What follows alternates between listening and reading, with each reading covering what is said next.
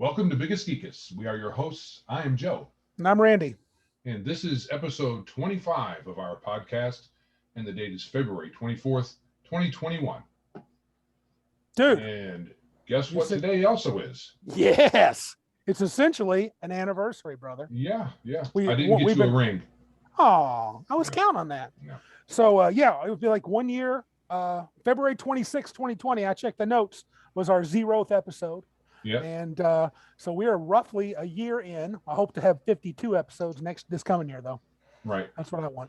We're But still hey- sucking wind on listeners, but that hopefully will improve with We'll time. push. We got a superstar guest today, though. Yeah. So that's going to push the numbers up. Yeah. So anyway, he's gonna double our numbers just from appearing here. Glen, the man, Halstrom, Radio Grognard, welcome. Hi, you guys do the show? I could do a show. I've been on the internet before. Oh, and we were really hoping you to catch doing, Glen guys? drunk. That's great. Yeah. Hiya, folks. Yeah. So Glen, just tell our folks, this is personal interest of mine. I heard you mention that you started gaming with Gamma World. Is that true? Almost. Okay. Okay.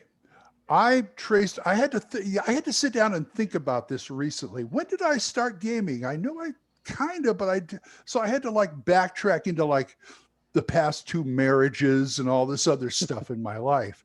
And I figured I started around 1980, Okay. which gives me some cred, I think. That's about when we started. Yeah. Here's how it went down. I spent a little time in Chicago at one time after I got married. And then I moved back to California. Before I moved I'm back. sorry on both counts. Oh, hey, don't you diss California, man. Diss Chicago all you want. But anyway, I'm trying to make a long story short here. But a friend of mine bought what I found out later was the Holmes box set, which was out at the time. And we all went over to his house and looked through the box, and we didn't know what the heck this was all about. And he was making fun of the names of the gods and all this other stuff, and it's like I forgot all about it because I read something in the Chicago Tribune about this thing called Dungeons and Dragons. Didn't really click. When we ended up back in California. My wife, we were in the Bay Area. My wife was going to San Jose Community College. Mm-hmm. And she said one day, "Hey, I found a bunch of people at the student union who play this game. You want to try it?" And I said, "Sure." And the rest is history. Now, the first DM I had was this girl and her brother who also played in the game, but she ran the game and she started us with AD&D First Edition. Okay. And I played it. We played it for maybe 3-4 sessions. And all of a sudden, okay, we're playing Gamma World because that's the game she really wanted to play.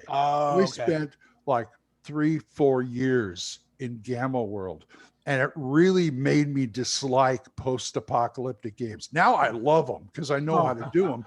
But back then it was I guess you could call it a sandbox if she had anything planned for us to do. Oh, we spent a lot of time wandering around, fighting the occasional monster, wandering around, just do anything. I almost got out of gaming. really? It was that bad, huh? It was boring. Yeah. Until somebody gave her, for her birthday, a copy of 2nd edition Champions, which was the hot new game. And I looked at it, I borrowed it, and I looked at it, and I immediately made 35 characters. 35 because it's wow, I could do anything with this. That's some time though, ain't it? 35 champion characters. Yeah, but once I got rolling, Yeah.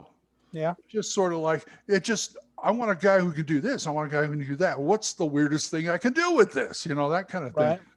And, I made one guy, all he does is point at stuff and it explodes. That's it, Yeah. And so I played Champions for 12 years, mixed occasionally in with Warhammer Fantasy Roleplay with this other group I had found. Yeah. And that was that was the golden age to me. Okay. So you weren't really playing D&D for that time, just Warhammer? Not really. Oh, interesting. We even tried GURPS Fantasy for a little while. But okay, and then I played with them, and one day, here's something that's funny. So if I borrow you guys these, you can edit this, right? Okay. No, it's not bad. It's just long. Go ahead. We can edit it in post if we need to. Yeah. Joe's got Fix skills. it in post, just like Orson Welles. Fix it in post.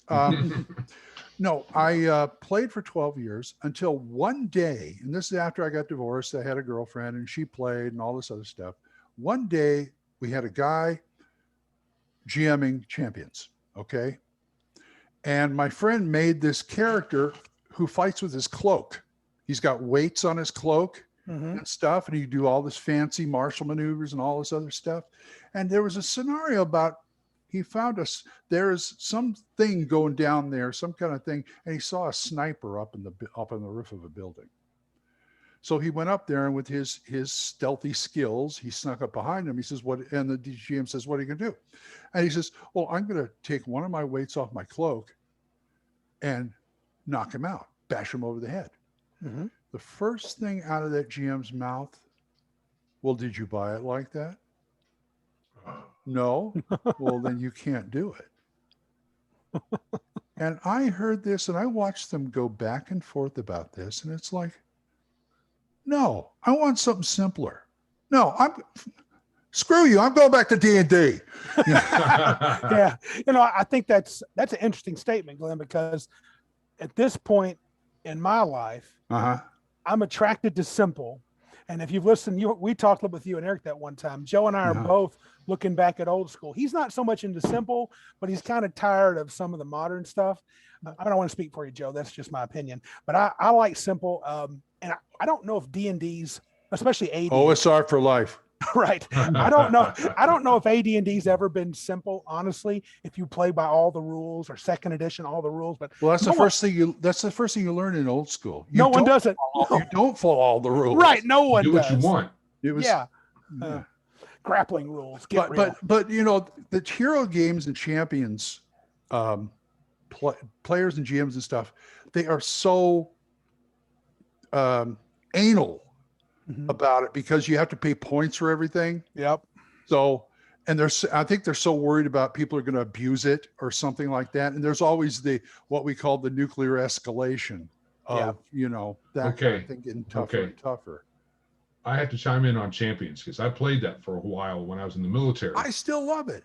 And I can't remember what edition it was when I did this, but I made a character that all they did was they made you blind and deaf because it's a cheap power, right? And it's easy to make people blind and deaf. Oh, wow. And then everybody else is the cleanup. Right. You're blind, you're deaf. You're blind, you're deaf. Make them high on agility or whatever the score is, so that they speed, where you get the multiple attacks and stuff like that. You have a fast attack track and flash. That's what it is. Flashing the senses. You flash your vision, flash your hearing. And I was like, oh, I just broke it, I think. Well, go ahead. There's that in the Paste Pot Pete kind of character where you just throw a pot of glue on somebody and they can be super powerful. Yeah. But I understand. And I think personally, I think the hero system is great. Yeah. For a player. Right. For a GM, I'm too old. It tires me out. Well, don't you think games like Hero System, GURPS, that are full point buy, where you build everything from the ground up, there's no way even the designers can realize the deviousness of players, and I say that as a compliment. I mean, and I'm thinking D&D players are already devious. Can you imagine these guys? Yeah, I know. Now, I do think Savage Worlds does a good job of that. That's I think it does a great job. As far as a generic system, I would say Joe agrees with me. It's probably the best. I also like Mutants and Masterminds because I looked at it and I went, you know what? This is like Champions for dummies. Well, if you don't want to spend all day making a character, trying to turn every knob, dial it up to 11 on everything. Right. Yeah. When it first came out, I was telling Randy how much I liked it. Oh yeah, you were in DC. Weren't you in DC when it first came out? Yeah. And you're like, dude, you got to get this game. Yeah. So now Gage would go, I wish we could play Champions again. I could go, How about Marvel? How about Guardians? How about I like Marvel. I like Marvel. Marvel Super, the original face rip. Marvel. What was Super Guardians? That is Night Owl Workshop. They did a whole bunch of games where they said, well, what if Gary and Dave were inspired by this? And they made one for pirates. They did one for supers. They did one for John Carter-esque stories. They did in pulp Indiana Jones. And they just took White Box and tweaked it into that. Oh, that's cool. And I played Guardians with Eric Bloat. No, not Eric Bloat. I'm sorry. Eric Webb over in the Austin group, the Royal Dragoons. And we played one of those. I had a ball. That system is really nice. But anything that'll make it easier. Was it 3 years ago? Theron Bretz ran a 4th edition Champions game. 4th edition, Big Blue Book. I love that book. Yeah. He ran a 4th edition Champions game. And I sat right next to him. And the other side was my buddy, Steve. And I watched him, and it just came flashing back to me. I watched him. He said after he ran that game, he had to go up to the hotel room and take a nap. Because I watched him juggling papers and rolling dice and juggling more papers and looking stuff up. Because you got to remember, even in D&D, but worse in Champions, you've got one character you custom built right there. He's got like 5 or 6 he has to juggle. And it's not like you have, Goblin A through C or D or F with the same stats. No, these are all totally different. Yeah, you have the Brotherhood of Evil Mutants in front of you. You got Magneto, you got the Toad, you got all those guys. It's super hard to manage. Oh my God, I remember how hard this was. And the guy, I spent 12 years playing Champions because our DM was really good at it. Yeah. So I dodged a bullet, I think. Onto a slightly different question. On your podcast, you talk about different games you're into. And are you playing a remote game with people in New York? Did I hear that right? Yes. And how is that going? Long Island, New York. It is going all right. We're using the software called House Party. I've heard of that. And when I started, it was just them around the DM's house at the table on Long Island, and I was just house partied in. But now a couple of people got COVID, so we're all doing it remotely. It's a 1E game. And you run? Do you run a game yourself, or because you have another group? I do not at this time. I have run for them, but it was face to face. I'm trying to get my feet wet into the online stuff. Yeah. I found a VTT that I can handle now. Is that the Owlbear one you were talking about? Yeah, Owlbear Rodeo. I want to check that out. Folks, try it. Owlbear Rodeo. Really great stripped down VTT. Because, we run on Roll20 on Mondays. My friend Carlos runs it. And, Gage, when he was here, he would explain 3 times. And I go, yeah, I kind of got it. But Owlbear Rodeo is so much easier. And, the only thing it doesn't have is the voice like this. And we can run Discord. Sure. For it. Yeah, that's cool. Now, about cons, I have a question because I just recently listened to part of Thaco's Hammer, which is one of Glen's other podcasts. And you guys mentioned, I thought you said I was going to play ignorance about having a schedule, but then I found out, I do Thaco's Hammer, don't I? Well, you mentioned that you weren't going to North Texas Con, but that's not set in stone, you said? Before we got on here, you were talking about maybe you might go. I want to go. I want to go very badly. I didn't go last year because of COVID. Right. They still had it. Yeah, they did. They met face to face. I've heard. But they also had it virtually too. And to me, I don't do virtual cons. I think it's kind of an oxymoron. I'm there. I can get a game online anytime I want. Yeah. So what's the, virtual Gen Con, virtual Gary Con? Yeah. I think they're finding, I think that's happening. I think I'd heard on Tinker's show, he had talked about how they're dwindling a little bit. I think people are getting burnt out on the virtual stuff. I know I don't care for it. Yeah. I've only done a little bit of it. I think there was like 75 people in the actual hotel last year and everybody else was online. Now, have you been to GaryCon too? Because I know North Texas. I only get one con a year. Oh, okay. I was just wondering. The wife says I get one con a year. Just one. All right. Hey, with our finances, that's why I get roommates. Right. Gotcha. I'm not even going to try for a roommate this year because like COVID, I probably won't get anybody anyway. True. Right, cool. I've got a question. What? I was listening to a podcast of dubious repute, and in it, mine. These people, they were saying, in their opinion, making an RPG, and not just making it from scratch, but maybe retooling, like an OSR game, was harder than making a movie. And I was like, did you say making or retooling an RPG? Retooling an RPG. I don't even think making an RPG is probably not nearly as complex as a movie. I can't imagine. I would agree with you.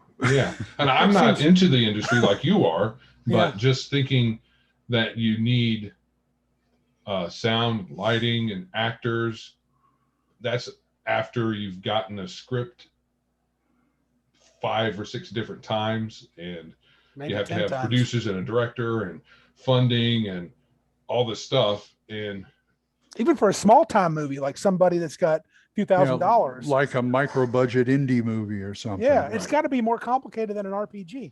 It is. It has to be. I mean, well, we say that it's more complicated than RPG, but then again, these people who are talking don't know RPGs. It's simple to us because we understand the mechanics. Yeah. Now this could be rocket science as far as they're concerned. Well, no, these were this was an RPG. It's a gamer podcast. Oh, okay. Oh, wow. Okay, wow. Sorry. It's a gamer podcast. But I wouldn't say so. Yeah. So I'm interested. You podcast every day, Glenn, and you tend to do 10, 12 minutes, depending on your mood. Sometimes a little longer, sometimes maybe shorter. By the way, I bumped your last message over to the next episode over. Oh, dude, I love the Cleric episode. That's why I called twice, dude. Yeah, but I also Jason called, so I put him on because he was shorter. I had something else I want to talk about. That's cool. No big deal. So I'm like 3 days ahead right now. Right. Well, my question is, so now that you're doing that as a solo podcast, and you do Thaco's Hammer, I don't know if you guys have a monthly schedule or whatever. We try to get it every other week, but it's trying to herd cats sometimes. Yeah, and then you're working with Eric Tinkar on Dungeons, Dragons, and Discord. Yeah. How is the experience comparatively? If you compare them, what do you think it's like working with people versus just doing your own little short thing every day? I love working with people. In fact, I was in radio for a short time, and my main complaint was, or my main thing was, I need a partner. I need to bounce off of somebody. Yeah. Now I do the daily thing. I started the daily thing just to keep my hand in, just to, I just wanted visibility for myself. Yeah. Gotcha. Keep my hand in. And so that's okay. But Thaco's Hammer is great because I can bounce off other people. When we were doing when I was doing Save or Die, and even early Thaco's Hammer, I had people like Save or Die. I had Vince there, who I'd say something and he would either play devil's advocate or call me out on it. And so I actually had to explain myself, which I greatly resented because I was but it gave more information. Just accept what you say is truth, right? Yeah. Why are you arguing with me? I have spoken. Yes. Well, it's not to me, it's not. It's more like I operate out of my gut a lot of the times. I don't have a reason for this. Because I feel it's right. That's why I do it. But he would call me out, and it was great because it made great podcasting. Gotcha. So that's why I like people. I like people with me to bounce off. Well, we're glad you're here. We're going to be bouncing. When Vince left, he did not. When Mike took over, man, he did not listen to Vince because I said the number one rule with me is you got to learn to say "Shut up, Glenn." Let me practice. Shut up, Glenn. Does that work? Oh, look at that, dude. Wow. Wow. It's like magic. It is. I wish I could get to work on Joe. I tell Joe to shut up, and he goes, "You shut up." I'm not shutting up. Nobody tells Joe what to do. That's a truth. You should. That's a truth. Hard-headed mother. It's like having Pee Wee Herman on here. You should have. No, you should. All right. Well, let's and Glenn, you can chime in wherever you feel like it. We're going to jump to a little gaming news here. Gaming news. All right. And, there we go. You lay it on me, guys. Did you notice how? Apparently, we've got news that I think I said I was uninteresting when you brought it up the first time. I think you did, but Yes. I think what I heard was, Randy, please do more of that. So I did. Okay. And that is Roll Call of 20 Cthulhu fantasy. is number 2 again. Dude, no. Incorrect. You're looking at the wrong thing. So if you check this out now, Roll 20, that's an updated one from last week. So according to Roll 20 stats, 8 million users. First of all, uncategorized. I thought about this. I think what it means is there's no game connected they can identify. So it doesn't say Savage Worlds. Right. It doesn't say Vampire. And so what happened last week, we had talked about, Glenn, that on Roll 20, of course, D&D is the king, 5e is winning the battle.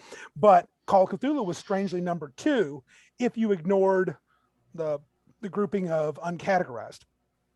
And now it's not. Notice that actually Pathfinder 1 is beating Pathfinder 2. And of course it is. And also on fantasy grounds, Pathfinder 1 is beating Pathfinder 2, followed by Savage Worlds, then COC. So Call of Cthulhu is not doing as well. I'm not trying to make it a point against Call of Cthulhu. I'm sure this fluctuates if they're doing I played it before. I love the game. Yeah, I'm just saying, I'm sure it fluctuates. I just thought it was interesting that Pathfinder 1 is actually winning the battle. Very so nice. On the link that you gave me, and I clicked on there, and it says Call of Cthulhu at 10.3%, and it's right underneath the uncategorized category. Okay, hold on, give me a sec here, bud, because I think you're lying to me. I think you're telling me a story. I'm going to refresh. I'm gonna 10.30%. But that put them. Hold on a second. Maybe it's a live thing. You think it's a live thing? I don't know. Dude, come on. We are like doing this all in real time. Let's check this poop out. Yeah. Let's see. So when you hit this, I'm going to hit it too with my fist because I'm getting really mad that I'm wrong because I'm not supposed to ever be wrong. Now. Let's see. Call of Cthulhu is 10, but whoa, that's not the right one. Okay, so that's campaign percentage. Oh. Then there's an account percentage. Right. So that's what I was looking at. So because it was only 6.5. Systems with the biggest growth. So there's multiple graphs there. So I don't know the difference between what and what. And I don't know what but still, Call of Cthulhu is number 2 after uncategorized, even in the account percentage. So yeah. So it looks like, okay, so I guess I'm wrong. But the point was, I thought it was interesting. I was more intrigued by the Pathfinder thing, that 1 is beating 2. But I guess that's because, well, they have people that they left behind when they made their new game. And that was a big stink, wasn't it? I thought it was a bad move because I think one of the reasons we played Pathfinder is we still like 3rd edition. We didn't want to go to something. Well, different. I kept hoping it would drive more people to Castles and Crusades, which is the real 3E clone. Hey, I don't know, maybe. I've never played that. I don't like 3E. I noticed that Castles and Crusades is. I've got the PDF of the 7th printing, and I like it. You can definitely tell it's got a lot of 3rd edition. Oh yeah. They just cut out all the BS out of it. But Pathfinder really was more like 3.75. It wasn't really like a brand new edition. It just cleaned up a few things. But I keep telling, if you want to go from 2nd to 3rd, go to Castles and Crusades. Oh, you see. Oh, I would agree. That's a good bridge. I mean, if you like Castles at the time it came out, they said it was the Rosetta Stone of D&D. I remember it was quite popular. It had quite a I missed that one. Oh, did you? Yeah, it was popular initially. I think they still got a pretty good following because they keep. They do. Printings. They have an enormous following. Yeah. I wish I could play more of it. It has Bluffside, one of my favorite campaign places. Okay, so what do you think that Castles and Crusades cuts out? That 3rd edition. Feats. Feats. Yeah. Okay. Feats and things. I don't remember the proficiencies. I hate those. You mean skills? Skills. I mean weapon proficiencies, not weapon proficiencies. Oh, they cut that out from 2nd edition because it was not in 3rd. Well, whatever the equivalent was in third, and they cut out things like, prestige classes and stuff like that. Wow. They cut the fat out, basically. No, okay. Yeah, I thought prestige classes were kind of annoying. Yeah, and I got to not like how the skill point allocation was way too fiddly for my taste. Yeah, and then the way that feats were done in that edition, you had clear. This is stupid. Why would I ever choose this? To something like, wow, everybody's going to want that. What fighter doesn't want power attack? yeah. Right. I like the primary system they have. Yeah, I've seen it. Yeah, do you know what I'm talking about? I do. Well, a little bit. Yeah, I know you have a primary. You your choose, 6 stats, you choose one or like 2 if you're human. Yeah. Primaries, and it affects what your role is going to be on like those stat things or skills. Is it whether you get to add your level or not? If it's primary, you do. You do get to add your level, but it's like primary, you're rolling 12 or over. Oh, that's right. And non-primary, you're rolling 18 or over. Yeah.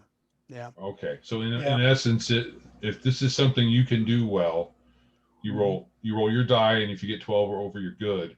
But if it's something that you don't have any training in, yeah. So it's a stat. You're better at strength than at dex. You're better at con saves than charisma save. Yeah. I know when I first heard of prestige classes in third edition, I actually liked them because in the DMG they sold them as something you could build to make your world unique. That's true. But they never worked out, Glenn. That was the problem. Yeah. If I made one that I thought was relatively balanced, well, the players hated it because it didn't give them the power up they were looking for. Yeah, not enough juice. I'm like, I don't want to just make you broken. But the other thing is they were supposed to be specific, and they ended up making a bunch of generic ones. Mm-hmm. Yeah. What I've seen in 5e is you don't really make any quote unquote prestige class or whatever the hell they go, but they drown you in classes and subclasses. Every new book has some new ones. Well, and you will be picking a path that feels like a subclass. If you're a fighter, then you choose the Eldritch Knight, which used to be a prestige class. Right. Yeah. Right. And so it just, to me, it's like too much. And Gage, God bless him, he's 17, so he's at that give me a lot of crunch stage. That's why he likes 5e. Sure. But very valuable. It's like we're playing this game. I'm playing this character called LoJack. Yeah. And I said, and we're playing an Eberron. Yeah. And I took my character LoJack the Lumper from my novel and my comic strips, and I said, I'm going to play him. He's an adventurer, but he's more like a private detective. Gotcha. And so I go to Gage. I said, this is what the guys all like. And he says, okay, fine. You take this prestige, you take this class and this class. Thank you. Well, whenever I have to level up, I'm calling on you. Has Gage ever played third edition or Pathfinder? Because you talk about actually, he said he was moving parts. He would probably like it. Actually, he said he was in a Pathfinder game, but I don't know if it's 1 or 2. He could definitely. He's on an online Pathfinder. If he would play a Pathfinder 1 with all the splat books, he could have all tinker to his heart's desire. Oh, I got to. The thing is, if you need, and you got to, I think, unless you just went to you had your things you liked and you always played those things in Pathfinder, it got to be where you kind of needed software to manage all of these things. Is that the volume of choices that you had? Yeah, and that's I like being able to have. I think even the game rules kind of, but I like having a game where I can have most of it in my head. I can't imagine anybody playing Pathfinder 1 or 2 and having to deal with something like Roll20 at the same time. That'd drive me crazy. Oh. Well, I think they have character sheets, which would help a little. And Joe did the, what was that, Hero Lab for a while. Yeah. It was kind of impressive, but like, I think Joe and I both, one of the reasons we're so into exploring the OSR now is because we do long for that day where we basically, I mean, even in the heyday of second edition, and Glenn, I had a metric butt ton of second edition stuff. And I save mostly, I save Ravenloft and I save all my Planescape stuff. That's what I have now. But dude, I knew that shit inside out. The monster manual, you kidding me? I could almost tell you the armor class, hit dice, and damage of the majority of the key monsters I would use. And I knew every monster you said. And I'm not bragging. I just played it a lot and I knew it. And I think Joe's the same way. You talk about a wizard spell. Oh yeah, I know that. You know, and he would know how it works. I roughly know that stuff. Yeah. But I could quickly either approximate the exact rules for a character thing, a player thing, right? And then back it up with the book if I had time to look for it. But do you think it's just a function? Do you think as though it's just a function when I think about that, Joe and Glenn? I was a lot younger then, dude. I was like 14 to 18, 19. I take that into consideration. Yeah, because I think I just remembered stuff and I absorbed things a lot faster. And we played a hell of a lot more. I think that's the primary. And that's, playing that's a lot. Playing more. Yeah. When you're young, like that's the one of the reasons why Gage wanted to play Champion so much. Oh, look at all that crunch. Yeah. You know, that kind of thing. I like a crunchy game. I think there's a amount for me that's too much, but now tomorrow night I've actually got a face-to-face game. I have one. Very cool. Matt Evans. I play with Matt Evans. He usually runs MythGarther. Oh, hey, pronounce that. Can you spell that for me? I've heard you say it. Is it Myth? Myth. MITHGARTHR. And it's a 5e type variant. It is he based it on 5e, and he stripped all the junk out of it. And it's very tuned to his world of MythGarther, which is a flat earth world, which is very it's 5e with some Warhammer Fantasy role play thrown in there. Is this something you can buy? Is it for sale? On Drive-Thru RPG, MythGarther Entertainment, and he has a website with MythGarther Entertainment. We're not playing that right now because I'm running. Yeah. Okay. And this is what I'm running them through right here. Yes. That's something Joe and I are interested in. Astonishing Swordsmen and Sorcerers of Hyperborea, Ghost Ship of the Desert Dunes. That looks cool.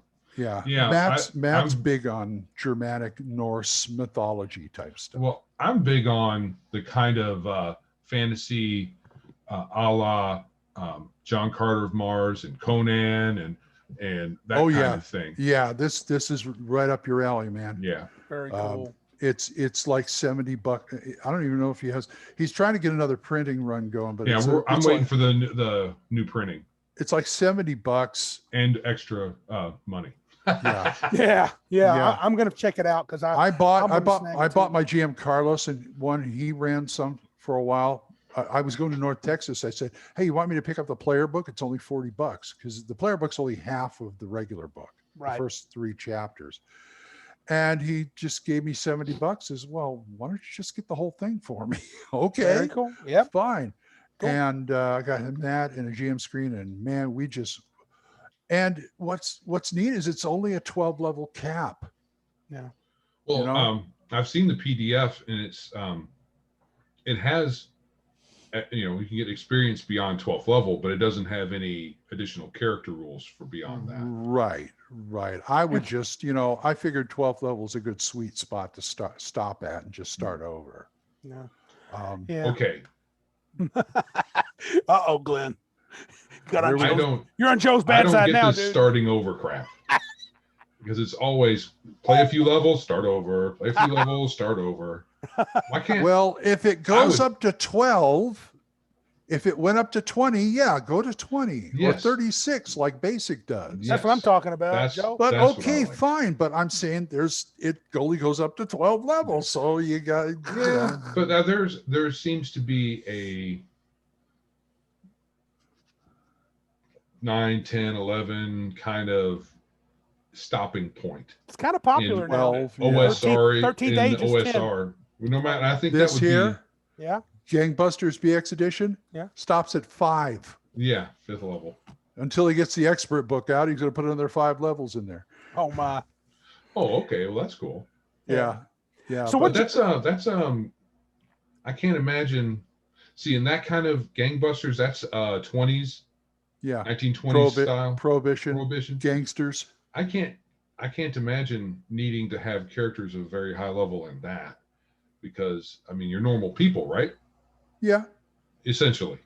By the way, this game, not only this, but I've got the original Gang Busters. It really drove home the idea of what AC is to me. Really? Because I kept looking at Gang Busters and I'm thinking, he's doing regular AC. So we have people running around with and I think it's descending AC. So we have people running around with ACs of 0. How are they managing 1. that? And so I finally had to think about it, because AC is more than just the armor you wear. I mean, these guys, I'm thinking, are quicker and faster. Must be.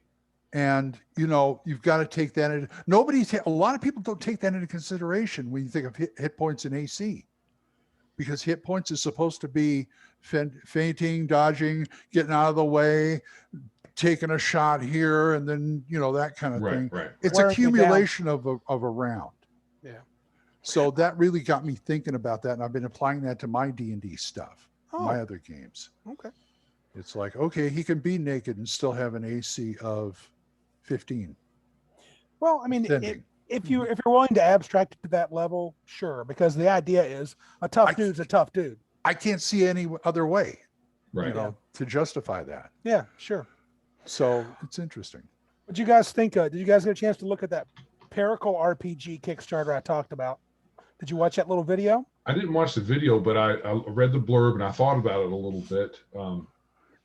It's a DM-less, basically computer guided system, which I think might be okay, but also might be a big pile of crap. That's an interesting thing. One of our friends, Patrick, talked about this. Is that really an RPG? So what happens is the computer AI is your game master. 1 to 4 players work together in a board. I would call it a board game like thing, but they have maps and minis, and similar to I don't know if you heard of the board game Pandemic, Glen. I've heard. I've never played it, but I've heard of it. It's a cooperative board game. Yeah, I have. Yeah. It's a mixture of choose your own adventure path and video games, but it hit me like interactive type. You remember in 3E they released Scourge of Worlds? And kind of weird, but you get battle maps and minis and all kinds of goodies, and it's kind of cool. Cost moderately high, not huge, $50-$60. And I thought, that sounds good, but it doesn't really sound like a free form. You can't really be free form. There's no way. The computer's giving you, well, they even say in the video, you get 3 or 4 choices here. And I'm like, I'm kind of playing a video game, but with the board game element, it might be kind of cool, but it's not really a co-op video game with extra physical products. Then you're playing 4E. Except in this, there's an actual computer game. So, we didn't say it this time. Glen did. I'll say it all day. 4E's the suck. Yeah, no doubt. Right. I remember when I pulled out, I got the 4E Player's Handbook, and I was looking at it, and it made me fall asleep.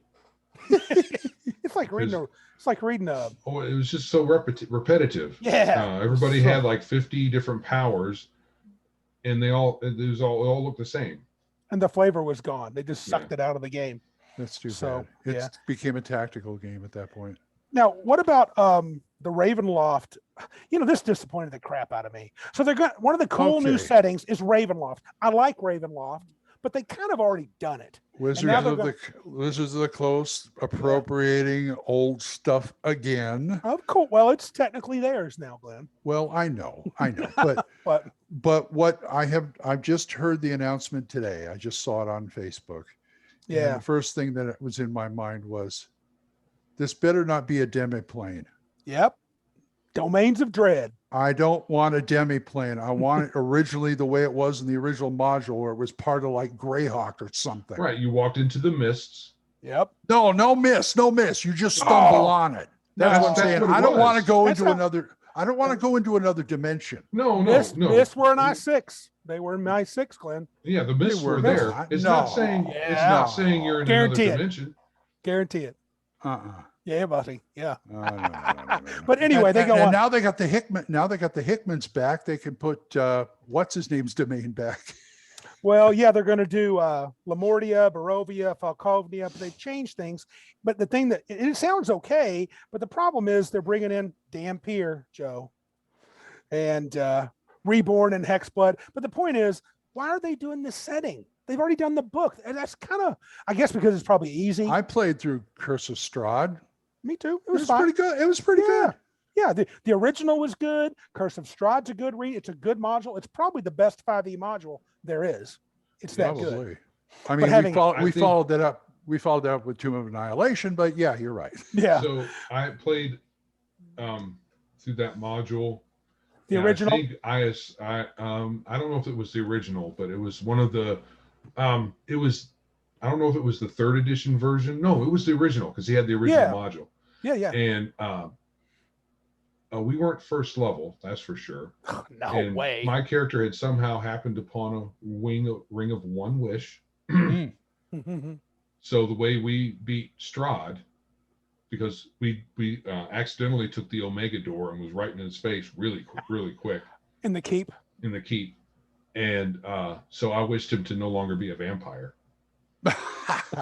And your DM lets you get away with it? That's pretty cool. Did, because what it did was it completed, he was, the being a vampire separated him from the girl, can't remember her name, Tatiana. Yeah. And that's what he really wanted. So that let him have her. It didn't make him good. No. But he had her. He had her and he appreciated being able to have her, so he let us go. That's a way to beat him. When we played Curse of Strahd, we must have beat the crap out of him about 3 or 4 times. Yeah. Only because I felt that we were on our game and we stayed on our game through the whole thing. Yeah. And we've also found out that were-ravens have Tourette's. That's hilarious. They were helping us out, but every time they'd say something, they'd end it with, bitch! It's over here, bitch! Joe, you'll like this in the link. If you check the link out, they're telling some of the little tidbits they know. They know the book will contain a large section on setting safe boundaries. Hey. Does that make you feel better? Oh. What does that mean? Is that like the reissue of Curse of Strahd they did recently? Oh yeah. We'll be safe. So you're going into X cards probably. Right. So you're going into a domain of dread. Right. This is all about dark fantasy, vampires sucking your blood and making you his servant. And you're going to say, we can't talk about that. And listen to this. Listen to this. Fresh take on Vistani. Cultural consultants used. Oh yeah, baby. It's going to be Domains of Dread SJW edition. Heaven forbid if they culturally appropriate. Thank you, Watson, for telling me how to play. Folks, go back and get the originals. I'm sure you can find them on drive-thru and get a POD. Yeah. Yep. You know, I've got some stuff. I've got you ever seen the 3-volume Van Richten's Monster Hunters Compendium? Oh, the old That's one from way back, huh? Was in a folder? Remember the Van Richten's Guide to whatever? Yeah. They compiled all those. Nice. Into you remember I have the Encyclopedia Magic. They're kind of like that, and they're 3 Really? volumes. Oh, I never saw that. All of those. Nice. Yeah. That's nice. And after That show, would I'll show actually be I'll worth show it. it to you after show. That would But be it's worth it. like, I don't play Ravenloft, but I can always use some advice on undead. Oh, Right. Ravenloft had some sweet stuff. And somebody gave me the Ravenloft Guide to Transylvania, which is a sweet, sweet read. Yeah. You know, the one Ravenloft thing I do like is Mask of the Red Death. That's an interesting setting. It was a little too modern for my players back in the day. I couldn't get anybody to I like really it because I'm really into like classic horror and Hammer horror. And Hammer it just films. felt that Hammer horror sweet spot right there. Right. You know what, Buckets though? I'll of say blood. this. My wife played that. The first game I ever ran my wife through, we were dating. I used Mask of the Red Death. Right. He was a lady who had escaped the South and was on a riverboat. Huh. I brought everybody together on a riverboat, and the main bad guy was a werewolf. Wow. And over these 3 nights was turning and killing these wealthy people. And it was really a pretty cool thing. I actually had a guy. And you're still married?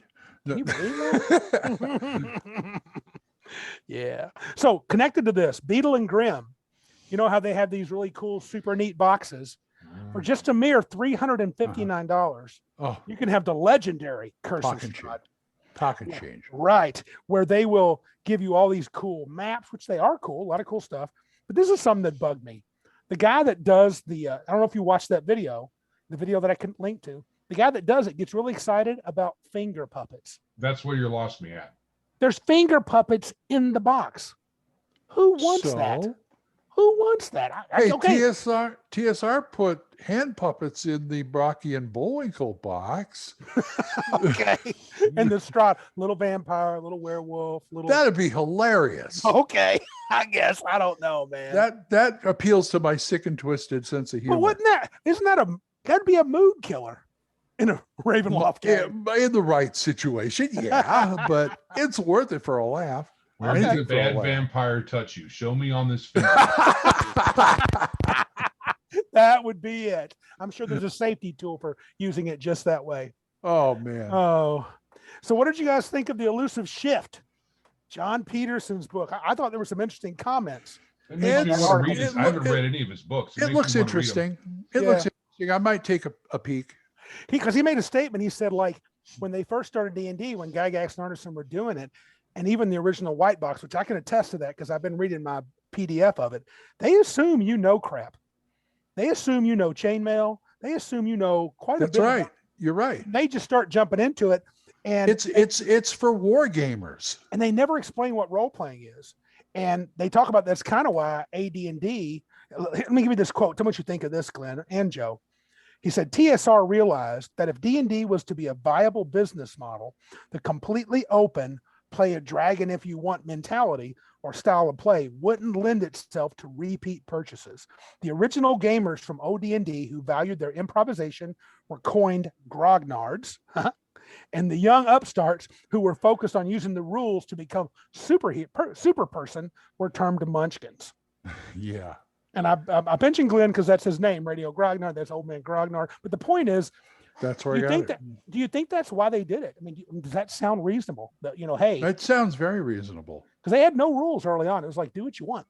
Gygax said, play a dragon if you want to. It's the war gamer. It was the war gamer mentality. The people who put this out too, because people who are war gamers to me seem like they've been war gamers for a long time. So it's like nothing old is, nothing's new under the sun for them. So if you say, but if you say that the guy moves instead of 3 hexes, the guy moves 3 inches, you're assuming somebody's taking a ruler out and measuring it and all this other stuff. So it's just that war gamer mentality they were appealing to, but then they realized, hey, we want a wider audience so we can make more money. Well, yeah, and you can't blame them for that. I can't. Yeah, no, not at all. I think they did the right thing. Starting with the home set. And it seemed like too, I guess with the old war gamers, it kind of the fluff that's around the story. That's probably why they said, do whatever you want. It doesn't matter. We have the rules. We need to do whatever we're doing, and you can make your fluff whatever you want. Maybe that was the original idea. You leave the door open for that, and people are just going to run with it. Yep. Yeah. Which is fine. Which they did. They literally did. Yeah. Tunnels and trolls, right? And we're the better for it. Yeah, agree. 100%. I think I've read a few articles on this subject, and I think about it a lot. You don't need a lot of rules when you are doing an NPC interaction, except possibly if you're wanting to get one over on them. But if you're just receiving information, or you're having a play session, we're in town gathering supplies and stuff like that, you really don't need a whole lot of rules for that. And I mean, you need rules to tell you what happens when you walk into the cave bear's cave and now you have to throw down. You need rules for that.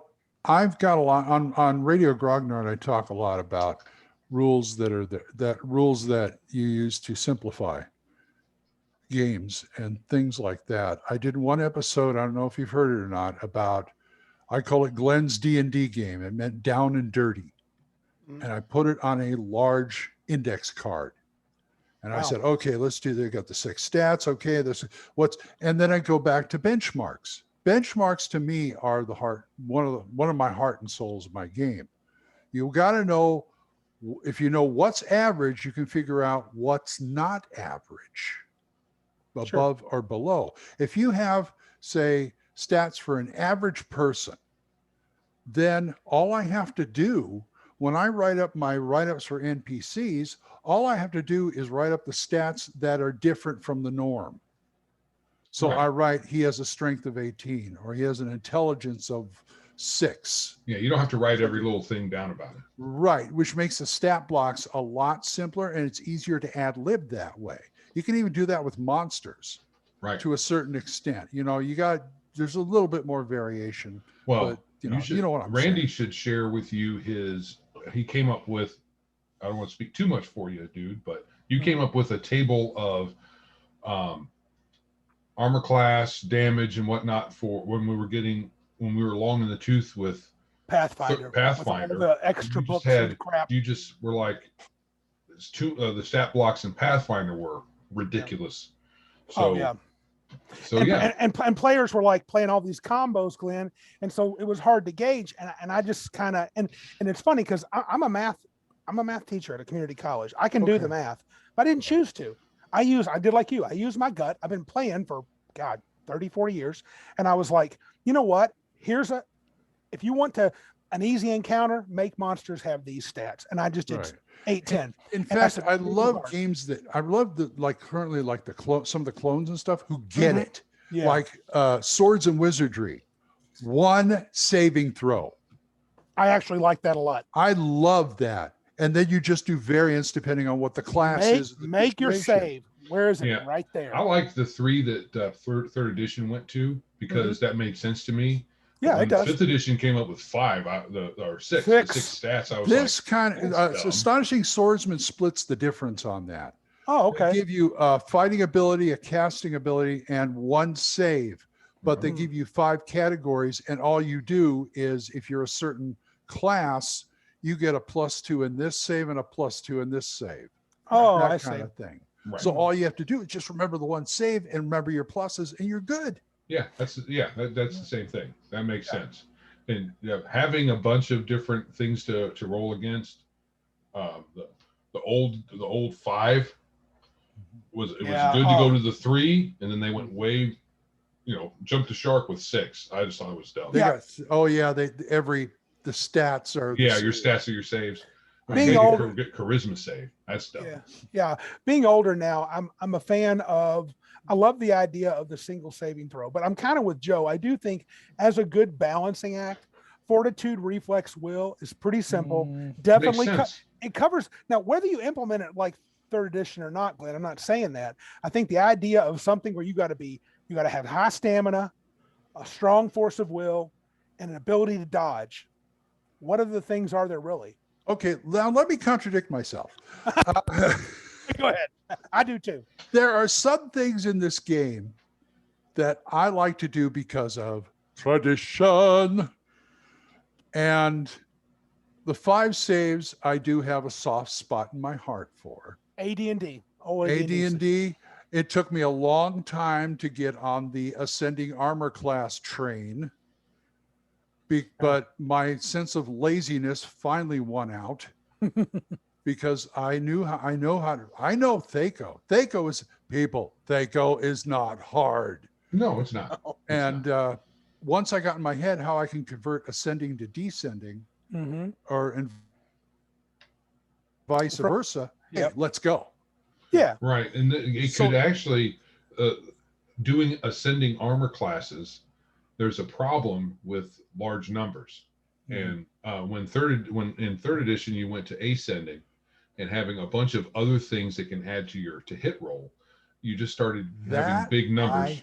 I still don't understand. I mean, why do I have to add this to hit roll, which I didn't have in 1st edition? Right. All of a sudden I need another number to help me hit. Right. Well, aside from the pluses and minuses the DM might give you or whatever. Well, you did have your base Thaco to start out with based on your level. So Glenn, believe it or not, it's in there. It just wasn't presented to you the same way. So your base to hit is actually, I'm not saying it's the same number, but mathematically they're doing the same thing because they're giving you, a fighter has a THAC0 of 10 or a 20, a wizard has or 10, let's say. A wizard has a THAC0 of 18. That's kind of like saying dude's got plus 10, other dude's got plus 2 to hit. Well, yeah, I can understand that. It's just that I'm thinking back even before THAC0. They started THAC0 with on the chart. The chart, it's like, this is it. This is what we got. This is all we have.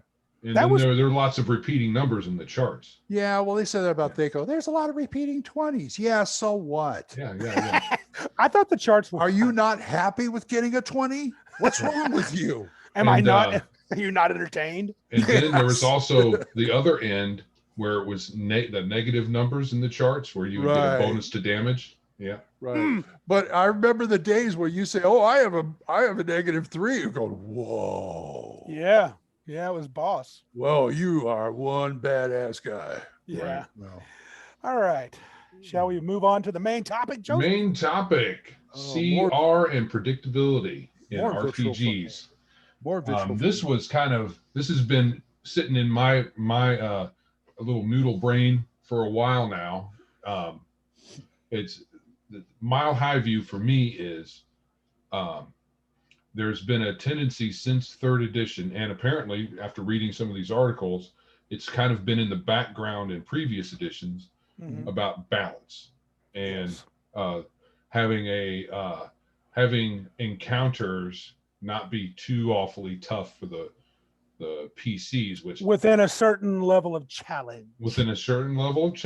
And looking back across my long illustrious career of gaming, I don't recognize that as being a thing. It wasn't a thing. In fact, before 3rd edition. In fact, you probably hear my eyes rolling. Yeah. As you were talking about it. Because and that's why I've been talking about predictability. When you bring in that factor, and I think it's even more pronounced in 5th edition, you have a smaller variance in experience at the table. You never have to really run. And in 13th if you do, your DM's being unfair. Sure. And in 13th Age, and this isn't really necessarily a knock, it might be the way the game is geared. In 13th Age, I don't know if you're familiar with that too much, Glenn. No. It's really structured heavily. Yep. To the point that your abilities are really only targeted toward the important encounters, and that's the only ones you're having. Yeah. This is important to the game. There's no random encounters or anything like that. And so that the encounter you're facing is geared to you so that you shouldn't really fear anything. Though at the same time, they talk out of both sides of their face. We played this game for about 5 years, and they tell the DM, this is how you build a fair encounter. And then they go on to say, but don't be fair all the time. Right. So to be fair don't to them. Don't worry, I won't. Right, exactly. So it's interesting that you say that, Joe, because I think when you mentioned predictability last week, and I wasn't exactly sure until I thought about it, the idea of a CR was not in 2nd edition or 1st or OD&D. Having said that, it wasn't. I do recall cries of players, and one of them may have been Joe's voice in the background. In original D&D, you're going to make us fight a Bodak? We're only 3rd level. Well, when I was running, I'm not saying they were wrong. When I was running 2nd edition, I mean, okay, first of all, I don't like CRs. Let's get that out of the way right away. Secondly, I've made my mistakes in the past too. When I was running 2nd edition, and they all had freshly minted 1st level characters, I threw 4 giant spiders at them, not knowing what I was doing. Right. Everybody dies. 1 TPK later, we were making more characters. Yeah, we did that. And it's like, maybe I should have used 2. Right. If even. Yeah. In this discussion, we're not going to go through the articles, but Obi Joel put it in the what's called show notes. There's 2 articles by the Angry GM. One I think is pretty good. They're both fairly long. Angry kind of focuses a discussion of CRs in relation to 5e. Very cool chart in the second article. And then there's a guy, I don't know his name, but it's a Dungeon of Signs blogspot. It'll be on there. He talks more about old school, and he kind of focuses more on how CR can create an antagonistic environment. We can talk about that. I don't want to go through those whole articles, but they kind of inspired some of the things that I think I want to ask. Tell me this. Now, Glen's already clearly stated he doesn't like CR. And I'm leaning that way. I'm not particularly fond of CR. I'm not too crazy about target numbers either, but that's another interesting. Story. Okay, that's cool. Another story. So let me pose this to you, gentlemen. With CRs in mind, when there's a challenge rating and it's listed in the game, whether you use it or not, as a mechanic, can you tell me, first of all, it might be harder for Glen, what do you think are advantages to having a CR in an RPG game when you have challenge ratings for monsters that can tell you how tough they are compared to 4 characters? Okay. I can see an advantage, but I can also see abuse. Mm-hmm. What I see, because I'm going to tell you about Swords of Wizardry has a monster rating for all their monsters. Oh, okay. There you go. Which makes it a little easier to figure out, matching things up. But I can see the advantage in the same way as challenge ratings. But people, it just seems, people are people. I'm trying to say this without knocking a lot of people, but I just find it disconcerting that people will, and I learned this when I was playing Champions, people will follow these kind of rules to the letter and not budge. Yeah. Because I assume they're probably insecure in their GMing. Or so they'll say, this is the CR. It says it right here. It should be a good challenge for you. But I can't help that you had a TPK. Yeah. Exactly. That kind of thing. Yeah. And you get the other side to be that's the other side. Players be like, dude, why are you throwing a CR6 at us from 2nd level? Yeah. And not knowing the DM I would say, this is a sick. Yeah. Oh, sorry. Good. I say, dude, how do you know it's a CO6? I read the monster. I own the monster manual. Glen. I'm the GM. I'll make it a 7 if you don't shut up. That's right not abusive at all. I had about 4 more hit dice on there. How do you like them apples? Roll initiative, bitches. Yeah. No. Initiative? What's that? You go last. No, this is the roll to see who gets to go after the dragon kills you. Yeah. Who among you get to go in what order? Who gets to go to the kitchen and start making their character first? Right. Yeah. No, but truthfully, I think there is something to be made it. In one of those articles, a guy talked about the antagonistic thing. I think the advantage is it gives young DMs at least a loose guideline where they can try to anticipate this. You're right. But having said that, the older I get, the more I see the disadvantages because I think expectations change, and players get and the whole thing that Glen pointed to is they go a little crazy with the raw. Well, it says we should not fight more than 4 of these in a day, and it's like, oh, players do that too. They game the whole thing. Yeah. I read something on, I don't know, it was Facebook or somewhere else, where the creators stated that CR should only be used for the first 4 or 5 levels.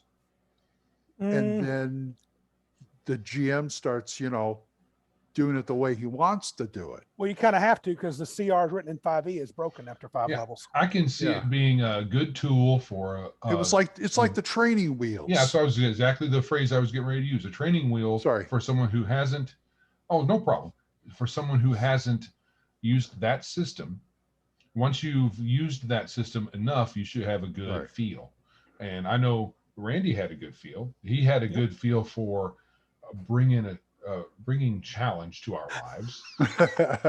Hey, the struggle is the glory. You had to bring your A game, but if you did some kind of weird thing, like I made a character that was all brains, no brawn. Okay. And it was a wizard, so that's the way they're supposed to be. But I just made it too much that way, and it just didn't work out.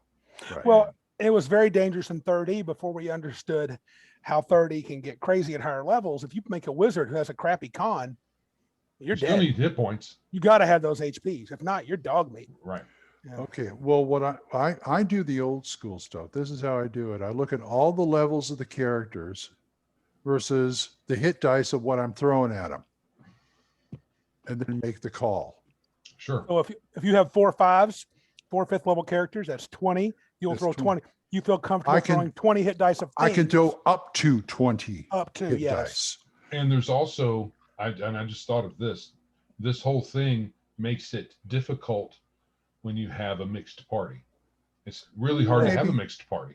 Maybe with CRs and all this so tightly woven in. Third edition and beyond gets tougher, but Glenn's making because in second edition it was common. Modules would be like, this is for 5 to 7 characters of level 9 to 12. Yeah. Right. Yeah. I didn't start reading that until recently. It's like, oh, this is for 2 to 4. 5 characters. What? But yeah, so to me, it's like, total levels versus hit die. Now there's a couple of things you got to think about there. If the monster has special abilities, I would add like half as many hit dice because of that. You throw them up against the beholder, you guys run away. Okay, please, because the hit dice is going to be ridiculous after all the special abilities. Yeah. And there's when Joe and I were talking about it, we had a 5e episode with our friend Philip, and I mentioned that I had looked at the CR rankings because Joe has a character at 13th level, super powerful fighter. And I said 4 13th level characters, maybe it was 4, I don't know how I was gauging it, could be a good fight should be 4 CR5 monsters. It should actually be a deadly fight according to the chart.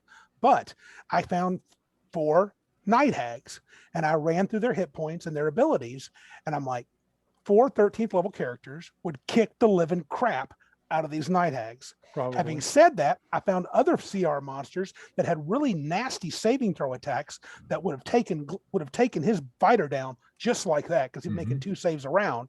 Right. And I was like, this party would really struggle. So I think trying to do the whole CR thing is almost, to make it a science. I'm not saying it's impossible, but because 13 Days does a good job. And they say 4E did. I'm not arguing because I don't know.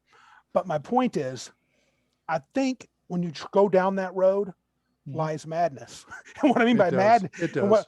And by madness, I mean either it's impossible, or if you make it work, it's going to be something you're not going to want to play. Joe would bristle at this little box I would put them in. I would say, if you can get a hold of a PDF or a POD or whatever if you guys have this, of the D&D rules cyclopedia. Got it. Okay, that chapter that Frank puts in there about balancing encounters, I think is pretty good. It's a little bit more involved than I want to do, but it's a good system. And the fact that you look at all the monsters in there, they put asterisks after names to show you how many special abilities they have. Oh, which makes it easier to figure out how to balance it. Not all hit dice monsters are created equal. Eyeball it. Yeah. Yeah, and I think, go ahead. No, go ahead. I was like, 3rd edition, though, the only drawback, as much as, like I said, me and Joe loved it. And I still would probably say it's probably my favorite version of D&D. At least now it is. We'll find out. Which one? Third probably is. Having said that, I've seen it. I played it so long, I've seen the warts, and kind of like second. And second's really close. I don't like it because I actually ran it for a certain amount of time. Oh, I ran it for years. I was being stupid. I didn't know it was a bad system. But teach their own. But my point is, I think the CR system in third didn't really take into account monster abilities. Just did kind of hit dice, hit points, armor class. This should work out. Yeah, dude, but he's throwing a disintegrate spell every round. That is not easy. Yeah. If you think about it, hit dice versus levels, you're asking yourself, an average number of players in that party versus this what percentage of hit dice are they going to be taking away in a fight? The higher, the more. Yeah. So that's the kind of thing I'm thinking about when I'm balancing encounters, is doing something like that. Yeah, I think one of the other themes in these articles was the attrition idea. Yes. Where no single encounter, the idea it's not the hardness of it isn't necessarily will the PCs survive. It's more how much of their resources will be drained, and how many of them could possibly be had in one day, whatever one day is, which is fuzzy these days. Right. And so the idea isn't to it's the attrition idea, not the this one encounter taken as just by itself. It's within the scope of a session or a 24-hour period from the point of view of the players, whenever the powers refresh and all that other stuff. I hate to use this term because I hear it all, resource management. Yeah. Every time I hear it, I think I'm playing Farm Life on the computer. But I think as a game master, DM, honestly, I don't want my players though to get into this mode of this will take 20% of our resources. This will take 20% of my resources. Yeah, you don't want that kind of another 20. Oh crap, we're gonna fight the dragon. We better go hide. And I want to have days where, like, I mean, Joe, you might remember this fight. This is high level 3rd edition, really high level. We're talking close to 20. And I had this fight. I killed Joe's wizard twice in the fight, and he had to be resurrected during the fight. And the thing was, it was a battle that the book would have said, "What are you doing, Randy? This is completely unreasonable." And guess what? They won. Now, it was the day. That's all they wanted for the day, but it was one hell of a fight. And sometimes you could have boom, boom, boom. Other times it's like, well, the dragon's tired of your shit. He's rolling down to town. Roll initiative. Right. And it's going to be a hell of a fight, and half today is going to be fighting and recouping and figuring out what you're going to do next. I think it's fun to keep players on their toes and not follow this 20%, 20%, 20%, 20%. That exactly. One of our friends, and I don't know if you heard the episode, he come up in 2 of our episodes, where one of our friends, we like playing 13th Age a lot together. He made a comment because I was like, we're talking about random encounters for some reason. He's like, you can't have that in this game. Yeah. I might have to use some of my powers on that. Excuse me, whose game is this again? Well, we were both players. Who's running this game? Yeah. And I'm like, okay, whatever. To defend him, though, he's not right. Saying, right. From a point of view. From a mechanical game viewpoint, dude's very mathematical, really good. You'd like him. He's a good cat. He's not trying to be like, oh, you're cheating me. He's just saying the way the game is set up, that would throw the balance off. Well, it is if all you care about is highlight. Well, if all you care about is the highlights. Yeah. I maintain I've had a hard time, as much as I love 13th Age. I mean, running a campaign that feels like the characters live there. Yeah. I'm but I eat rules lawyers for breakfast. So actually I have I don't want to say I love hate, but I respect rules lawyers because they can be quite handy sometimes. You would like this dude. He's handy. That 12-year champions game, we had one guy named Paul who was a champions encyclopedia. Right. And I remember my friend Mark used to keep him right next to him at the table. And he'd say, he's in the middle of battle and stuff. He'd say, will you look that up? He'll look at it. Okay, blah, blah, blah. Or if he knows it off the top of his head, he'll tell him. But the rules lawyer guy, Paul, understood that Mark is the final authority on this. And so does this guy. He would suggest, I would say his argument was a theory craft. Would you say that, Joe? Yeah. It was a theory statement, because I played a lot with this guy and I love having him at my table. He's a good dude. He knows the games. He's fun to play with. So he's not trying to cheese anything. He's just, I think some people are looking for a more gamey experience at the table. I don't know if that makes sense, where it's more, I want a fair challenge and I want it to be, but I want it to be fair. Hey, nothing wrong with that. Or I think they want predictable. They do. I don't. No, me neither. I think the perfect game is a combination of role playing and dice chucking. Right. That brings up a good point, though, Glenn. Do you want, if you're DMing, and I'm imagine, I think I know the answer. I could be wrong. Do you like the idea of predictability? Do you want your players to know, hey, I can be sure that Glenn is not going to give us something we can't handle? Oh yeah, I like it. Then I can throw him for a loop. Okay, so really, no, I gotcha. There's nothing wrong with a certain amount of predictability. It makes the game move fast. Sure. You want to know that when your character is walking across the ground, he's not going to suddenly fly up into the air for no reason. So some, like the laws of physics, should be familiar and things like that. I don't want to make my players paranoid. Is the bottom line.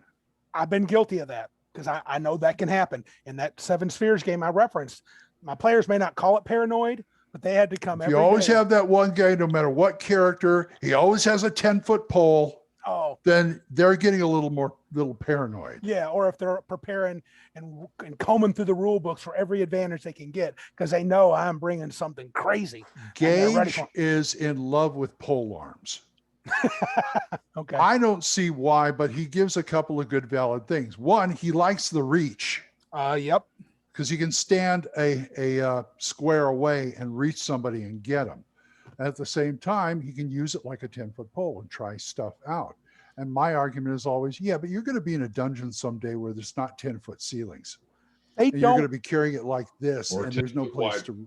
Or a 10-foot wide hallway. Yeah. And I was told by someone recently there is a 5e loophole where you can use a pole arm, and there's a feat you can take that stops the movement of someone coming within your reach. And so they're out of your reach, but you can attack them. That's probably what he does. You can keep them at bay there? Yes. That's pretty cheesy. Yeah. But okay. Because before in previous cheesy, editions, but fun. The pole arm, you could, a reach weapon like a pole arm, you could attack people at reach at your 10 foot or 15, depending on how big they were, but you couldn't attack them if they were adjacent to you. Correct. But if you stop their movement, they can't get closer next time because you could do it again. Yeah, but I'm just saying in 5th edition, I don't know if that's the rule still. I don't either. So in 3rd edition, I don't know, pole arms weren't, there was a big pole arm article in an old Dragon magazine. Yep. But pole arms weren't really a much of a big thing in previous editions. A lot of them had crappy damage anyway, compared to other weapons. For what? But in 3rd edition, it was very specific. They had decent damage, but you could only attack it while they were 10 feet or more away. Once they got within adjacent to you, you couldn't. You had to use a different weapon. Right. Yeah. There was an article that I had put on our outline there, and it was a Reddit article. Yeah. And they talked about something about in regards to what exactly was in the monster manual, a number of monsters shown. And then someone commented that it says if a creature, now I think this might be a quote, I'm not sure. If a creature's entering, I think maybe it's a person. If a creature's entry in the monster manual states number appearing as 2 to 20, the DM should not simply roll 2d10. They should choose the amount according to party strength, DM, what he wants the encounter to achieve, and what is sensible for the situation. And so, well, that's good advice.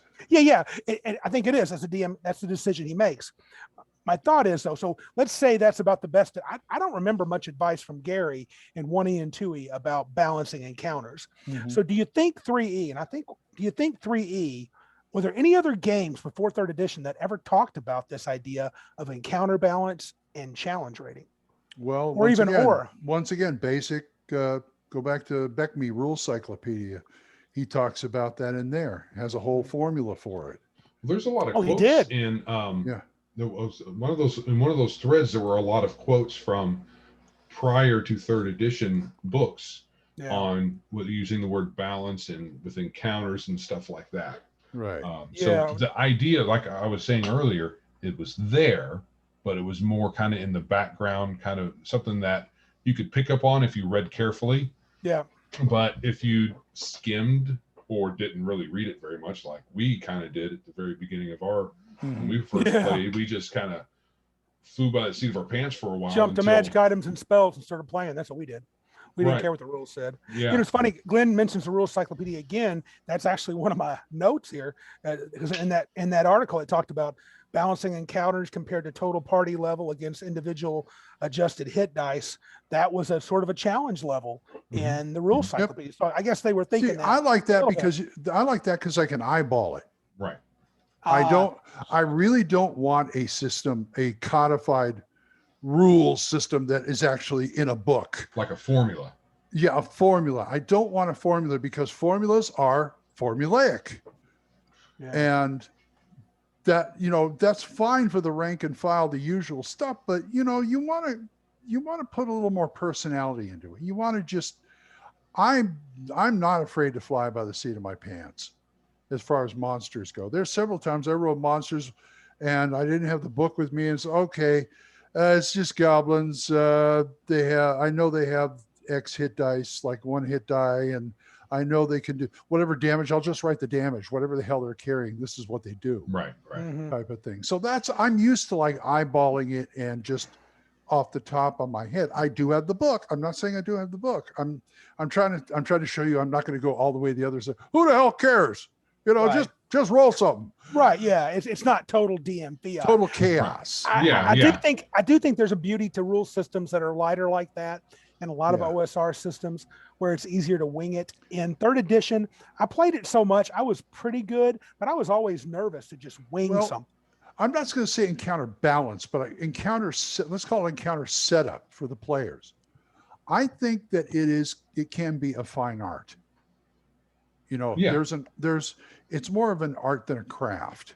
Well, you don't even just have the hit dice of the players, of the characters. You have the skill of the players to deal with too. And also, go ahead. Yeah, because some players, they can make the most out of what they have on their sheet, and then come up with things you're like, I never thought about that. That's pretty cool. See, that's something else you got to take into account. You should at least look at their character sheets once, if not hang on to them for a while or get a copies, because you got to know what kind of power they're packing. Yeah. I mean, more than once I have been, and not only me, but Carlos in the Monday game, more than once we've been bushwhacked by the player characters. Yes. Where we go, oh, I forgot you had that. Yeah. Oh, I forgot you could do that. And to me, that's another reason why I don't like 5th edition. There's so much of, oh, I forgot you could do that, because there's so much stuff that the characters can do. Yeah, Angry makes a good point. He talks about how the CR system is really built for players of an average party group who are very basic, and they want you to set the encounter up so they have to be complete morons to fail. And you really, to do any kind of balancing game, what our setup game, you have to know your characters. You're right, Glenn. I agree. You have to know your players' Teaching characters. role-playing games is like give a man a fish, you can feed him for a day. Teach him how to fish, you feed him for the rest of his life. It's the same thing. Show them how to do it right. They're going to go. They're going to be all right. Back to the wonder. Go ahead. I'm sorry. No, I'm done. Right. I'm sorry, Glenn. Back to the wandering monster thing, because Joe made this with our friend who said this. Do you think in general, wandering monsters are good, bad, or ugly for a game? That is, one of the quotes was that the appearance of a wandering monster can actually spoil the game by interfering with an orderly expedition. You have to set up an area full of clever tricks and traps, populated with well thought out creature complexes. And they said expectations. This is a Gygax quote. Yeah, Gygax quote. It says giving clues to the players, and it says that if the player's spells have been expended, and they've been battered and wounded, the characters track back to their base. Expectations have been dashed, and probably interest too, by random chance. And then he follows it up with this: but if the party deserves it. Oh, that's scary. Then stick it to them. I'm not afraid to say that the master is full of crap. Oh. And because I love random encounters, but the caveat, if I'm ready for it, if I have the tables and I can ad-lib the stats, but if I wrote them up in my prep, even better. Yeah. Here's a story I like to tell. In this game, the Ghost Ship of the Desert Dunes, when I first ran this for my group, my Monday group, they were trekking through the Diamond Desert, and I rolled on a random encounter table, and I got a camel. And so, and one of the things I like about random encounters is it gets me to think. It gets me to think outside the box. So I said, okay, they're going to come across a wild camel. What's it all about? What's a wild camel doing? Because they have like donkeys and camels and stuff. It's a train, it's like a wagon train. They're trying to find something. And I said, okay, this is a male camel. And the main guy's riding is a female camel. And this other camel's going to go to attack and start to, and so they subdued it. And when they camped for the night, they made a corral for all the camels and donkeys and stuff. And nobody, because they were doing the nasty in the camel pen. Right. So what happened was our wizard character went out to the corral, whipped a sleep spell on the male camel, and then one of the other characters castrated it. Oh no! Fixed it. That's a And then, fix. then he did a heel on there, and it's like, Oh. all right, let's all go to sleep. And I thought that Oh. was great for Sure, role sure. playing. It was great. Oh, come on. No, it's cool. I'm just thinking. That's I fine. don't want to be caster. That's fine. I think it's hilarious. But Well, I'm it's just like ouch. fixing an animal, you know? Yeah, it is. Yeah, Yeah, yeah. Roger that. He's Roger that. spayed. It's like, what are you going to do? I'm going to spay him. Okay. Knock yourself out. Right. I'll let you do it. Yeah. So you think wandering monsters are fine? Oh, Would they're you? fun. Yeah.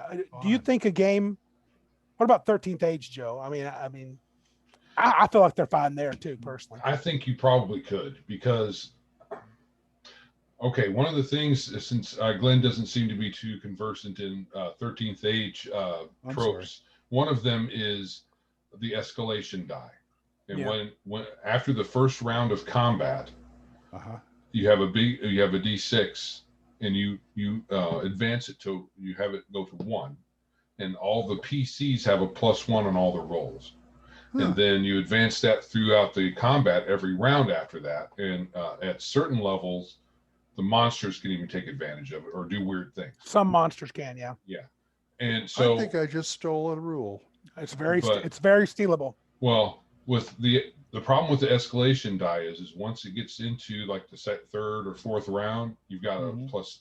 Now you have +2, +3 on all your rolls on top of your other bonuses. Yep. So you kind of like grit your teeth the first round, but then you're like, okay, made it to the second round, and now I got all these bonuses, so I'm cool.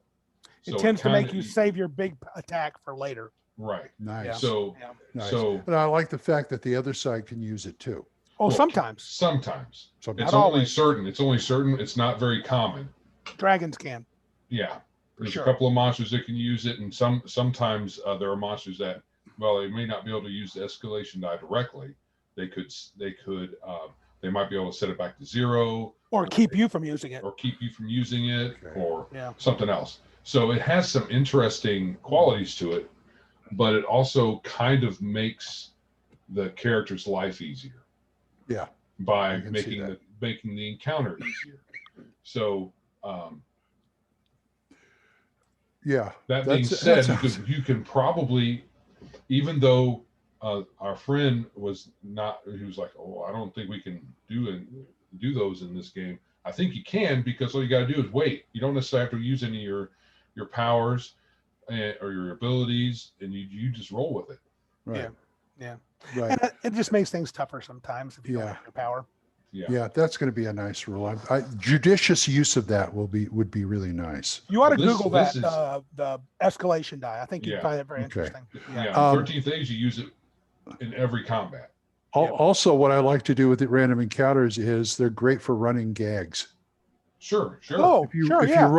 if you roll good on the first time, like first time they were on a boat in Astonishing Stories, we were on a boat. I rolled a barbarian, and so I had this barbarian paddling this log, and his "Have you seen my girlfriend or whoever? My woman." He said, "No, we haven't. Thank you." And he goes by. So every once in a while, they'll run into this barbarian looking for his woman. That's funny. And it just gives a little more personality, and it's role playing. I love it. Well, I think random encounters can make the world feel like it's doing more than just giving you a dungeon to play in. Right. Right, Waiting right. for the players to show up. It's not just Yeah. sitting Right. around. You want to hear something funny? I, for the longest time, could not justify a dungeon. Oh, sure. No. Yeah. Why would there be a dungeon? It's kind of silly. Why would there They're be? weird. So I came up with like guidelines and rules I wanted to follow if I made a dungeon, like something like no more than 12 rooms or something. I didn't want no mega dungeons because I said I got to think of a reason why they would have this dungeon. And 12 rooms seem to be reasonable for practically anything I'm going to use, whether it's a barracks or a wizard's dungeon or whatever it is. Because it just got me one day. It's like they do all these dungeon crawls. Why the hell are all these things? Does everybody want to hide from the world? Right. Dungeons can be pretty weird. There's no doubt. I mean, I like it. Don't get me wrong. I like a good dungeon. Yeah, me too. And but then I started. I'm like, I have Barrow Maze, I have Undermountain, both of them, and 1 and 2. And I look at them and go, oh, nice maps. Usually it's what can I steal? Okay, I'll take that section right there and make that a dungeon type of thing. I could never see myself running something like that. Yeah, could you imagine? Yeah, imagine playing 1 to 20 levels inside Undermountain. It's possible. You could do it. Holy crap. Yeah. Well, you have to have a good story for it. Yeah, well, I thought it'd be because I like Rapanathuk. Yep. And, I got that too. And I figured you could run that. You just run the different things on the surface. You don't need a dungeon for a lot of it. I was so surprised at that. I was like, wow, there's a lot of stuff to do. I don't even have to go down the dungeon. Barrow Maze is the same way. You don't have to go into those barrows. My God, there's plenty of like these little nook and cranny tombs and stuff you can find. Well, there's a lot of temples. Yeah, a lot of temples too. There's a lot of temples. Even the areas that are quote unquote dungeons don't necessarily need to be. They could be raised to the surface and have it. Frog God, when they're doing like demo games at conventions and such, they use the Mouth of Doom in there because it's a nice little compact dungeon in Rapanathuk. Something to be said for the quote unquote 5-room dungeon. There's something nice. Oh, I love that. I love that. Yeah. In fact, I've got a book called there's one that you're familiar with, John Foran Role Playing Tips. Yep. Yeah. Get his 5-room dungeons, either PDF or book. He sent me the book. Oh, cool. Review. I've got his PDF. I've got a review up on YouTube. Take a look at it. And, all right. Because it's not just dungeons. It's just like adventures made into fun. Use the So there's another plug. There's another plug for a friend of mine. I did Gangbusters. I did Slashing Sword. Okay, fine. I got everybody covered except for Midderlands. Right. Well, is there anything else you guys wanted to say in terms of predictability or challenge rating in their comments or concerns? Because I feel like we've touched on most of the questions I have. I do what I do. I mean, we made some good points, I think. Yeah. Yeah, I think the predictability was just something that I've been seeing. I've just been thinking about, especially every time I look at 5th edition and how it's run. It just seems very predictable. 13th Age has gotten that way. Yeah. And I think there's probably a sentiment out there beyond what our friend was talking about random encounter. What are you talking about? Yeah, and I do think CR plays. I think CR, if you're not careful, if you use it as a chain to keep you within a certain distance of whatever you're doing. Yeah. If you use it that way, it will lead to predictability. See, I don't care for it because I like to be a little more freewheeling with my games. Yeah. Right. Yeah. You might have to run from the encounter. Yeah, so, and that is a real thing in my campaigns. It's like you guys will. I actually wasn't. I think it was Matt was running Labyrinth Lord one time, and we ran into a brigade or more of orcs. Right. That's the first time I've ever seen an entire party. We said, we're going to leave this alone, and we went somewhere else. Well, there's the scene in one of the Lord of the Rings movies. I think maybe it was the middle one when Frodo and Samwise were by themselves, and they saw that army going by. Yeah. Army of I can't remember the name of it. And there was with the elephants, the whole all that. Haradrim. Yeah. Right, those guys. Cultural appropriation. Sorry. Sweet. But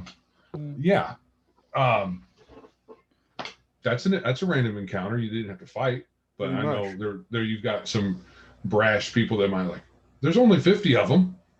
Yeah, because random encounters, sometimes stuff just happens. You Captain of the Guard goes by on the road. You say, "Have you seen this guy?" "No, we haven't." "All right, goodbye." And I've had random encounters hijack the evening in a good way. I mean, in a good way. Joe remembers a bad way once, but in a good way, where the players get so into it, I just start weaving it as the story I intended to tell all along. Right. And it's really cool for me, and it's really cool for the players. Right. Sometimes I think that as a GM, sometimes I think I've been a player too long to be a good GM, because I do start thinking of, this is gonna. I mean, yes, I don't balance and stuff, but I'm gonna go.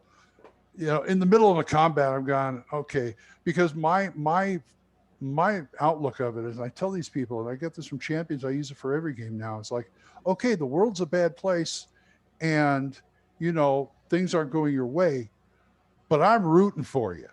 Right. That's the whole thing. I want you to win. I'm not going to hold back. I may, you know, once in a while, and I think you're getting a raw deal, but most of the time, I got you win, please win. I do want them to win, but I don't want. I hate when a big set piece encounter is a cakewalk.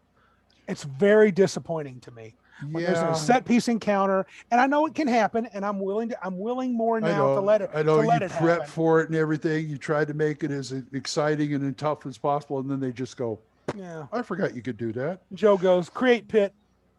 Yeah. Oh man, what the heck? Screw this encounter. Man. You know, all right. Yeah. How about we move on to the Cabin Con moment then here? Cabin Con moment. Yeah. So Glen's doesn't know that much about Cabin Con, but we told him a little bit beforehand. We get together every year with our buddies and we call it Cabin Con, but it's just a weekend, an excuse to hang out with your friends, play games, roll some dice. Fantastic. And I wanted to connect this. We always have a Cabin Con moment on the podcast, and CR and encounter building was a thing that I think we kind of did in the old Elysium game. It was a shared world game, Glen. And it was good at sometimes. It got bad and it got ugly. Do you think at Cabin Con, and Glen can chime in here, at any real con, do you think it's vital that you give significant thought to encounter building and challenge rating in a con environment, in a one-shot environment, or not? No. Nope. No, I don't give it any more thought than I would if I was running a regular session. Okay. I mean, I know there's certain things you have to do for convention games. You know, there's certain things you have to keep in mind. You know, like these people are only going to play this one game. It's only for a set amount of time. So you got to do this, that, and the other thing. But in counterbalance, I just go about my business and do the usual. Yeah, I think with a con game, I've never ran at a regular convention, just at the Cabin Con. Mm-hmm. And my thinking has always been make it fun and exciting. You don't worry about really anything else. That you don't worry more about anything else. Because you can't screw things up. If you accidentally give a +5 sword out at a con game, who cares? Who cares? Yeah. Yeah. Unless it's for persistent characters that exist outside of con. Then that's a problem. You did what? Yeah. Well, Joe's 13th level character got a Vorpal in 5e, and I don't know if you know this, but a Vorpal is insanely powerful. Yes, for that level character. Yeah. So he's kind of Butch the badass, but that's all right. He's a glass cannon though, a first level wizard with charm person, and he's done. True, because his save's not great. For +2, that's all he has. You know, I know Gage doesn't want to admit it, but I still think he's a bit of a munchkin because he always feels like he has to play the paladin or the guy. He's the front line. He always has to be the front line guy. He has to have the best armor and everything because his idea is I'm protecting the party. Yeah. So he's the first thing he will ask for is like field plate and things like that. I said, okay, fine. In Astonishing Swordsman, they have a magic item called the Ring of the Hyperborean Kings. Ooh. And he played a Hyperborean paladin. And he thought it was his birthright. It was his destiny to have that ring. Oh. Finally gave it. And he only used it for 2 levels because then we ended. But the point you reached level 12. It was over. Well, he got at level 10, but he was like, it's so funny. Carlos was playing what they call a purloiner. That's a thieves subclass. Yeah. It's a thief cleric. Oh. Usually a cleric of like a trickster god and stuff. Sure. And he says he liked the idea that I could bless somebody with one hand and pick their pocket with the other. And heal my son. Thank you for donation. Yeah. He made it a point to have Gage be his butt monkey for everything. He would do stuff like Gage walks into a town. He goes to an armor. How much for field plate? I can have it custom made for you in X amount of days. And then they go off and do something back. And then Carlos, like later that day or night, would come back and offer to buy it at a little higher price just so he can sell it to Gage at an even higher price. Well, Gage is young, right? He's still in high school, right? Is Gage still in high school? But he feels like he has to have, he likes the Hyperborean Kings because what you can do is you can summon an elemental with it. Ooh, powerful. Yeah. And it's like, okay, we can really get through this stuff now. I got to admire him because he does think of the party. Oh yeah, I was going to say that's a pretty good quality right there. He's worrying about protecting others, so I'm okay with that. And he always role plays. Yeah. He always role plays. He's not saying much in this latest game because he's playing a Warforged Artificer.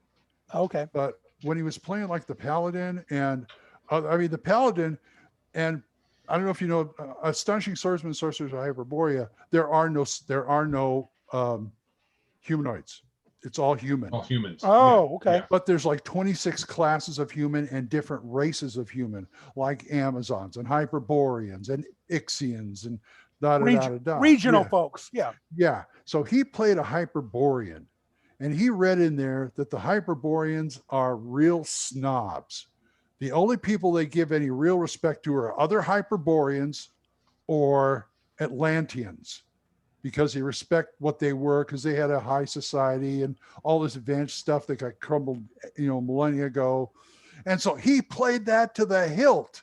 He would talk down to people. He would help them and stuff, but all the other characters are inferior. He met another Hyperborean Paladin in one of my games, and it's like, oh, they were as thick as thieves, man. Right. But he always loves to roll. I love a player like that. Absolutely. That's what can balance the ones that, like, I like Crunch, and I like playing characters that eventually get powerful. But I also play them. They are in the forefront. They mix it up with the they don't hang back and just let everybody else do the heavy lifting. Right. I play characters that like to get into it. Yeah. And he's pretty smart. He's pretty smart on the battlefield, though. Too. Yeah, Joe definitely. I can tell you as his DM for many years, he definitely likes to engage what's going on. He doesn't pussyfoot around, as they say. I gotta play with you guys. You do, 100%. But for our last little segment here, then this is more of a question. And Glenn can, as a guy that's not doing it, we're thinking about, we've been tinkering with the idea of our own little game. Do you think we should at least pay lip service to a CR encounter building type thing? Should it be super loose, like a Gygax sort of just this suggestion, or should we consider a real CR table? I think loose with examples, because I think what all of these systems don't do, or a lot of times, or at least the early ones, they tell you this is how you do it, but they don't show you except in a published module. And you're like, oh, this is no. If we have a DM section in our book, then that we publish, we're like, we should. This is a loosey-goosey method that you can use, and then here are some examples using it. And that would be, I think. See, that was the problem with first edition of Mutants and Masterminds, because it showed you how to do it, but it didn't give you hardly any examples. And when I was on their message board, the Atomic Think Tank, and Steve, who wrote the game, was on there a lot. I bombarded him. Steve Kenson, I bombarded him with questions on how this works, how that works. Second edition came out. He made sure there were a lot of examples. Very cool. And I think a lot of these publishers probably don't do that because of time and space requirements for publishing. Could be. Well, I also feel that, a CR system can be fine, but one thing that second edition taught me is the value of options. Things like that, you should have a big old banner saying, this is optional. Right. Yeah. I think that's important. Use it to your discretion. Yeah. And Swords and Wizardry. Yeah, I read Swords and Wizardry White Box, which I have a PDF of. And I was just, that really struck home, because he kept saying that. Whoever wrote that was like, hey, if this is how Baylor's work in your world, roll them like this. If not, do something else. This is how we do it, constantly through the book. And that something about that really struck at a kind of nostalgic thing. I really like the whole openness thing of you choose your own path. Right. Yeah. Well, Glenn, it's been awesome, dude.